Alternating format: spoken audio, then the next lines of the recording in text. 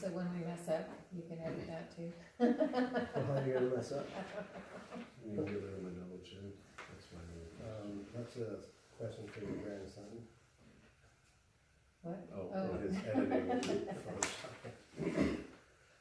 Okay, ready? Nope. Oh, did you already turn it on? Well, it's turning on, but I'm gonna edit it out. I'm gonna, Okay, whenever we start, that's, okay. okay. All right. Well, good evening. My name is Kevin Morrison with the History Department at Liberty University. And I'm here tonight with my parents, Rick and Sherry Morrison, and we're talking about living through tense political times.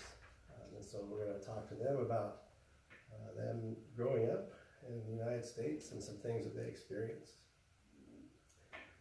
So the first question that I want to talk about is when you were younger, what was the first political event or news that you remember? Well, I was just finishing up elementary school in 1962 when the Cuban Missile Crisis took place. And up to that point, I didn't think my father was afraid of anything, but it became clear during those weeks that he was fearful for the safety of his family. He was stockpiling food and water and ammunition for the gun he kept in the bedroom closet, and that was a very tense time. And for my part, I have vague memories of political things. I think the presidential election of 1964 is the first time I'm kind of vaguely aware of anything going on. Barry Goldwater was a Republican running against Lyndon Johnson. Goldwater was a small government, a Republican. Lyndon Johnson was a big government Democrat. But I think the thing that really grabbed me most about that political thing was Barry Goldwater's campaign tagline, which was AU H2O in '64. Goldwater in '64. You see, I wasn't very political. Okay, that was clever. Next question. You guys are basically born into the Cold War. From Korea to Vietnam, the Cuban Missile Crisis that you mentioned, the race for space, nuclear arms buildup. Is there one of those that really grabbed you or had an emotional impact on you? Well, I was born during the Korean conflict. My father was in the Army Reserves, and he was called up to go to Korea, and I was born while he was there, and he didn't get back to see me until I was a year old. I already mentioned the Cuban Missile Crisis, and John F. Kennedy, of course, was president during that, and he was absolutely a hero for getting us through that safely. And he was really the first president of whom I was aware, and he became my president, and I very much respected and admired him. So when I was in junior high school, just over a year later, and he was assassinated, that was pretty devastating for me. In 1965, the Watts riots took place within 10 miles of my house, just 2 cities over. And once again, there was that fear of safety for our family, that if those riots spilled over into neighboring cities, then we could be in danger. And the Vietnam War was escalating. People that I knew who were a few years older than me went into that combat situation and came back very changed people.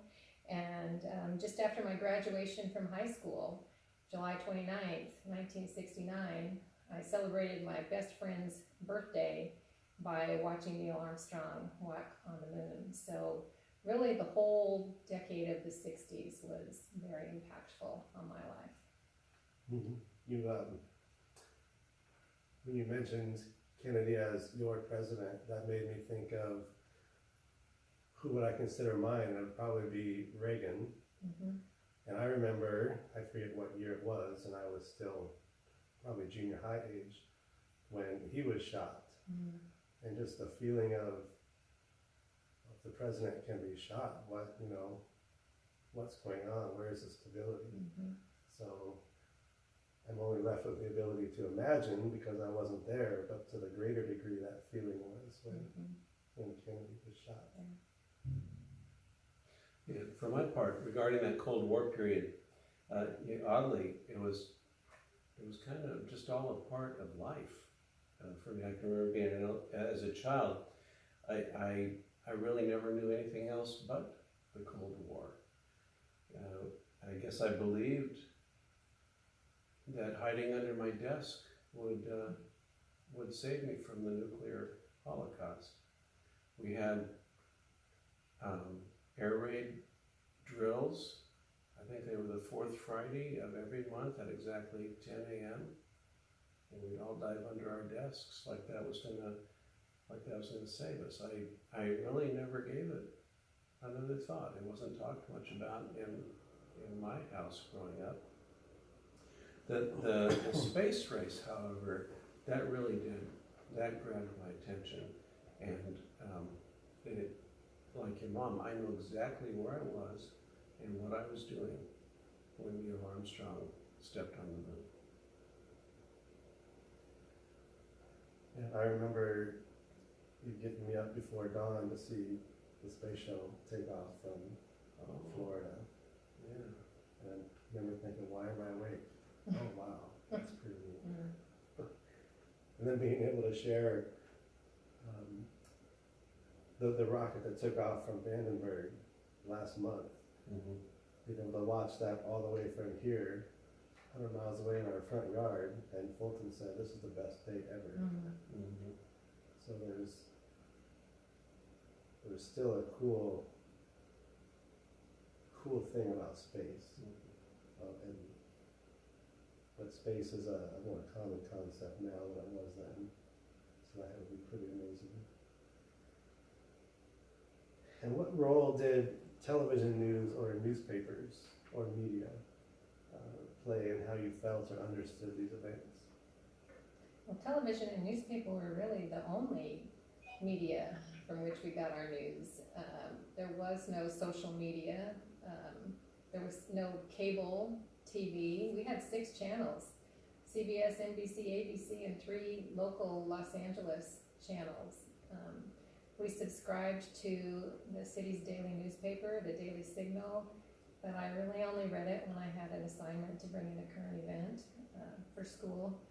And I didn't really watch the news that much. I caught bits and pieces when my parents watched the news, but that was really more their area, not so much mine. And probably TV more than newspapers. Newspapers for me, that's probably where I learned I got in the habit of just reading headlines, which don't teach you much. And as far as TV newscasters are concerned, I had faith that TV newscasters like Chet Huntley, David Brinkley, Walter Cronkite were truth tellers.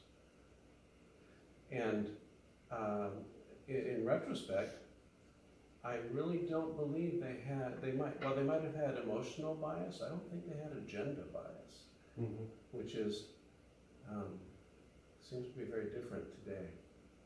And yeah, actually something I've learned recently. Up until 1987, there was regulation in place that said there is no bias. If you're going to present one side, you need to give fair time to the other side.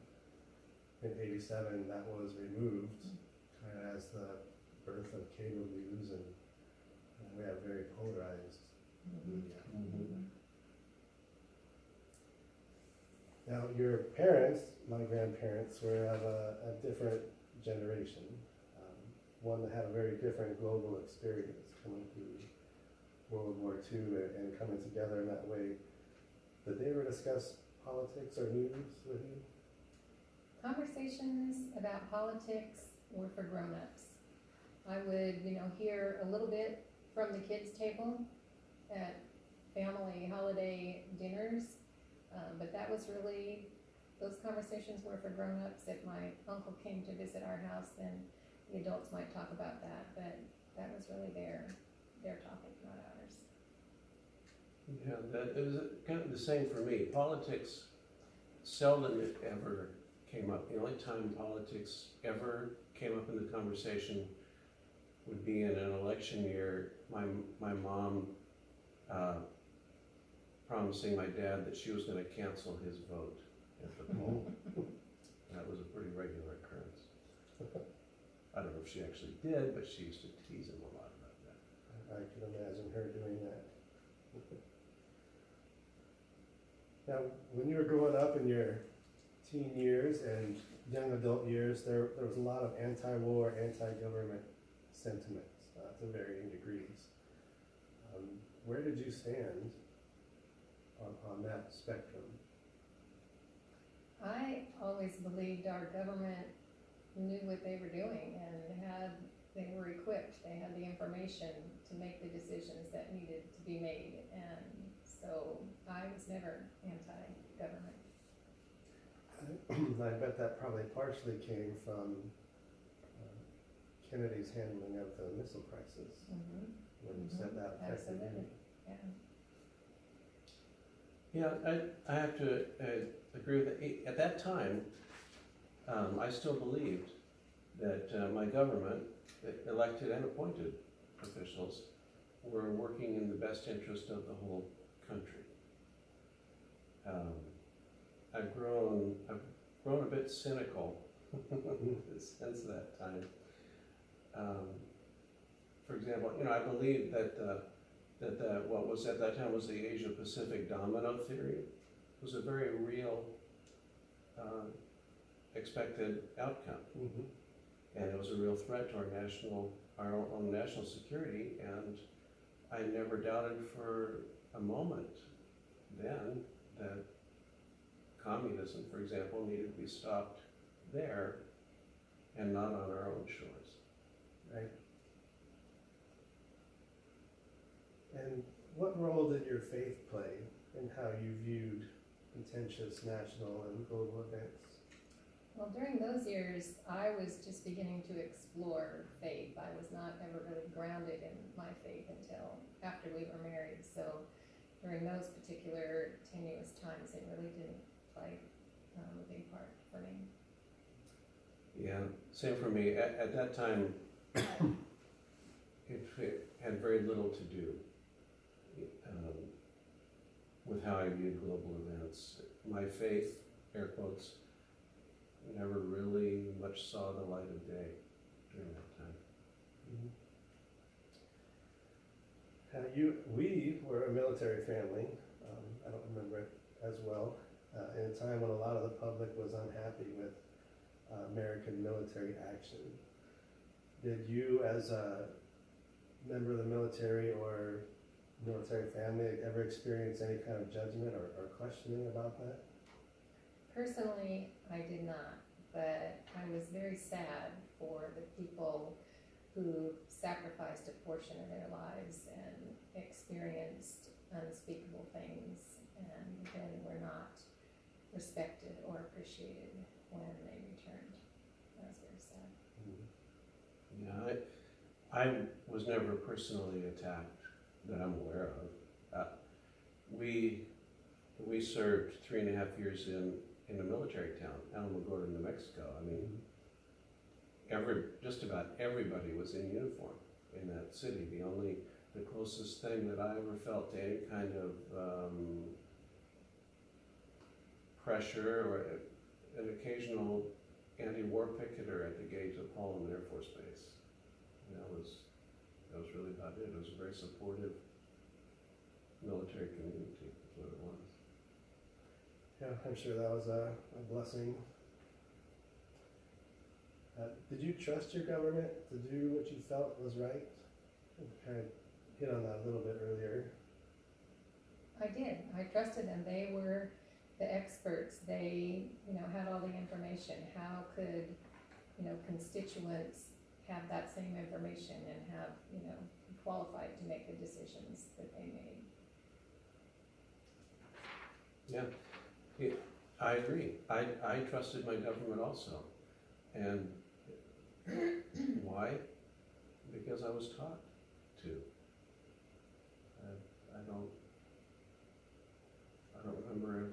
taught to challenge it. Yeah, I bet that has a lot to do with both of your parents being military families, Exactly. and proud to be so. Well, and my dad was part of government too. I mean, he 2 full terms as a school board trustee in Downey. So,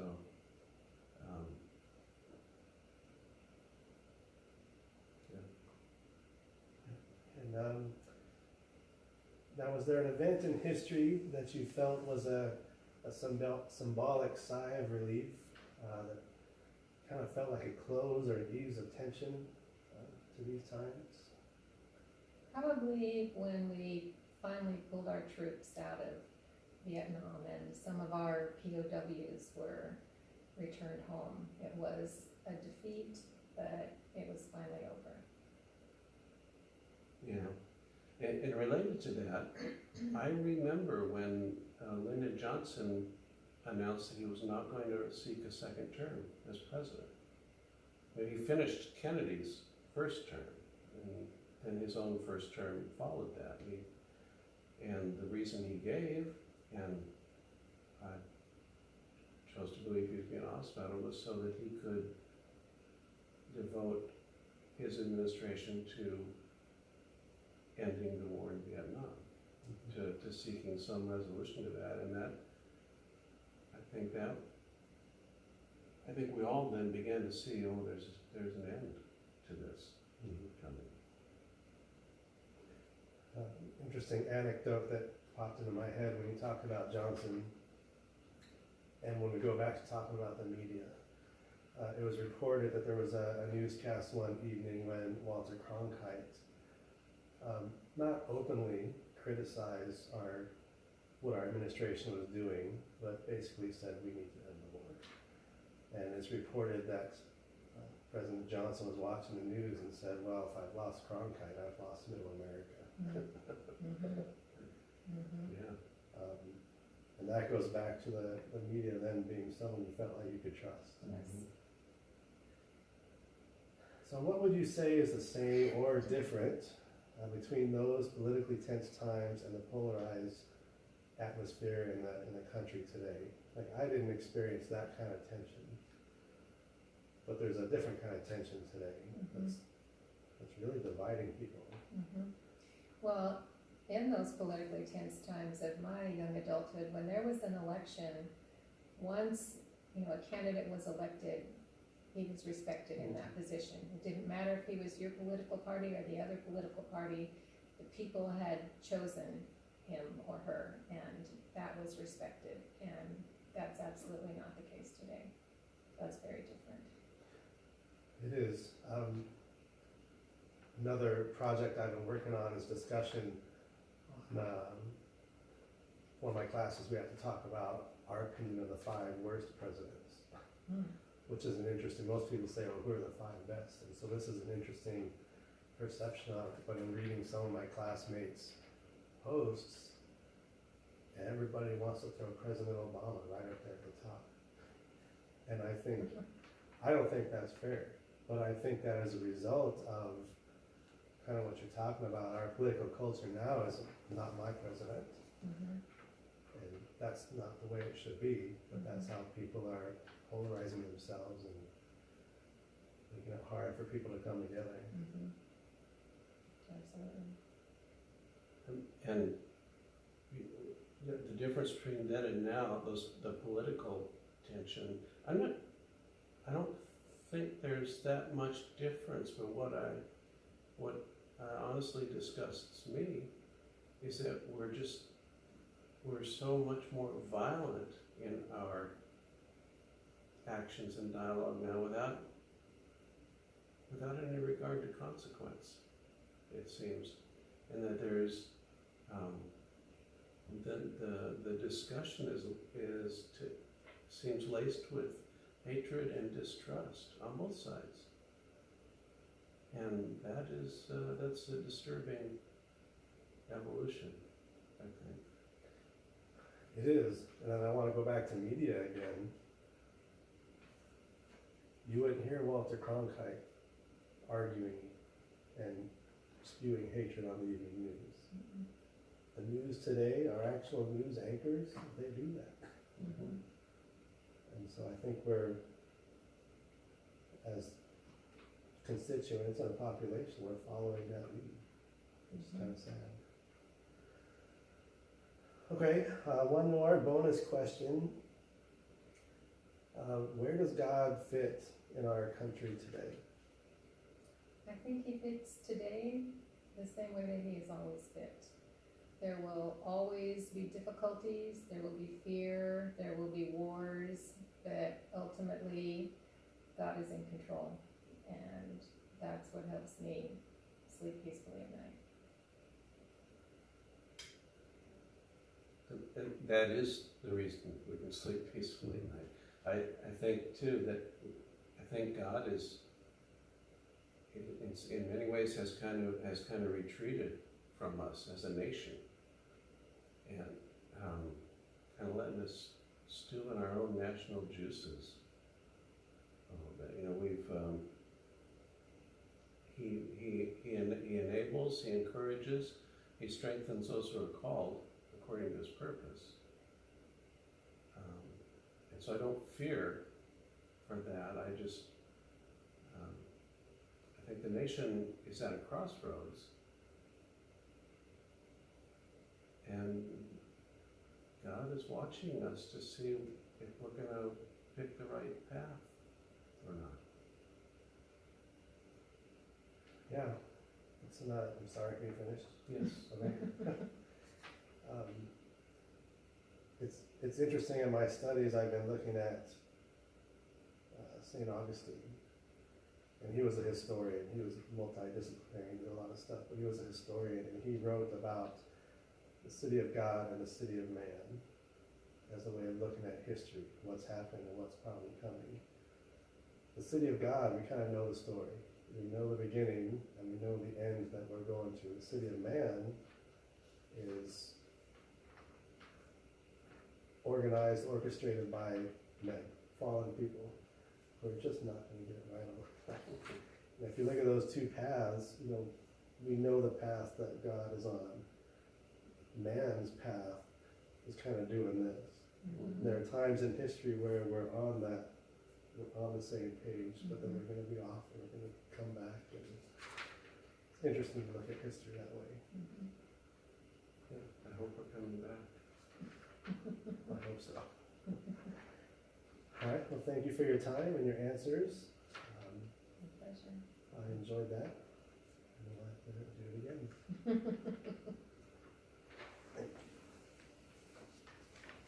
We expect an A.